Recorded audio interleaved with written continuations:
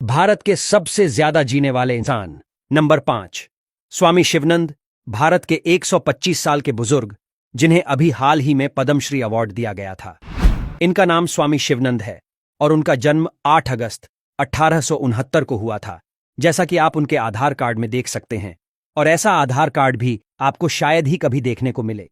News में आए तो लोगों ने पता करने की कोशिश की आखिर इनकी जीने का राज क्या है, जो कि अभी 125 साल के हैं और पूरी तरह से हेल्दी है।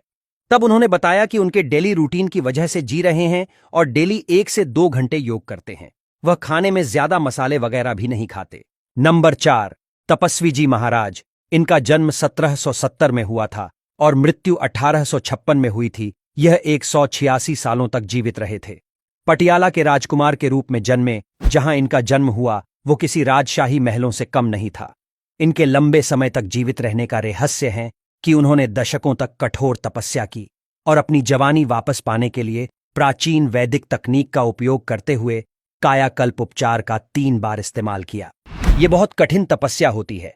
कायाकल्प उपचार एक प्राचीन वैदिक तकनीक है जो शरीर को जवान और स्वस्थ रखने के लिए इस्तेमाल की जाती है। नंबर 3, देवराहा बाबा। देवराहा बाबा इंडिया के उत्तर प्रदेश से थे। इनका जन्म 1740 में हुआ था और मृत्यु 1990 में हुई थी। यह कुल 250 सालों तक जीवित रहे थे और इन्होंने बहुत अलौकिक सिद्धियां प्राप्त करी थीं। कहा जाता है कि ये बाबा बहुत चमत्कारी थे। इनका आशीर्वाद लेने बहुत बड़े लोग आते थे। देश के पहले प्रधानमंत्री जवाहरलाल नेहरू, राजीव गांधी से लेकर अटल बिहारी वाजपेयी भी आ चुके हैं। नंबर 2, महाष्टा मुरासी। यह शख्स पिछले 181 साल से जीवित है और जो अभी भी अपनी मौत का इंतजार कर रहे हैं। उत्तर प्रदेश के वाराणसी के रहने वाले महाष्टा मुरासी अपने बारे में बताते हुए कहते हैं कि उन्हें लगता है कि मौत उनके घर का रास्ता भूल गई है। मुरासी अपने बारे में बताते हैं कि उनका जन्म 1835 में बेंगलुरु में हुआ था। 1903 में मुरासी बेंगलुरु से वाराणसी रहने के लिए आ गए।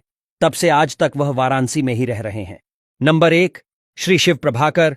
एक ऐसे बाबा के बारे में बताने वाले हैं जो 200 या 300 साल नहीं बल्कि 723 साल तक जीवित रहे।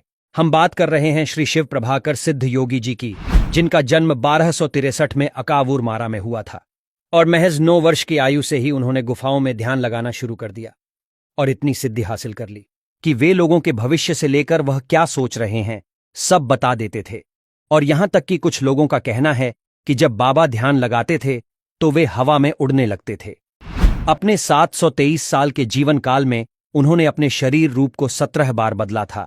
उनके पास इतनी ज्यादा सिद्धियां थीं कि दक्षिण भारत के 18 सिद्ध योगी में गिने जाते थे। 6 अप्रैल 1986 को उन्होंने केरल के पहाड़ों में समाधि ले ली